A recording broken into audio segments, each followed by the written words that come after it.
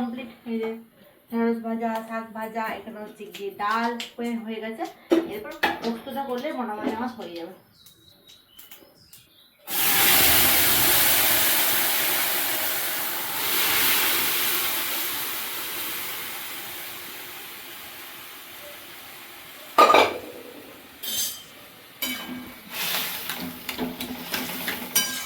অন্যবারে tomato দিই, তো আজকে দিই এখানে, আজকে তো অর্ধেকটা টমেটো আছে।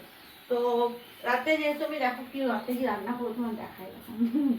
তো এই যে দেখো আমার হচ্ছে গিয়ে কলাই ভিজিয়ে রেখেছি, ঠিক আছে, মানে এটা হচ্ছে কি কলা না মটর কলাই। তো রাত্রেবেলায় ঘুগনি করবো, আর বেশ কয়েকদিন হলো ঘুগনি খাওয়া হচ্ছে না, তো ভাবলাম একটু ভিজাই না, মুখের স্বাদটাও চেঞ্জ হবে। তো ভিজেছি,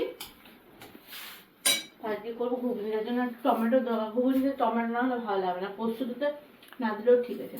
তো চলো এখন আমি ঝটপট করে রান্নাবান্নাগুলো করে নিই। তোমাদেরকে বললাম যে আমি রান্না করছি, এই রান্নাগুলো আজকে করছি, তো ভাবলাম চলো একটু পোস্ত তোমাদের সাথে শেয়ার করি।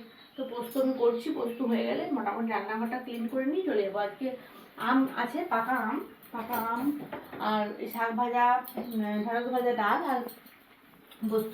তো চলো ভাই, আমি আরও অনেক কাজ আছে সেগুলো করে নিই ঝটপট করে। দেখা হবে আরও নেক্সট ভিডিও। টাটা।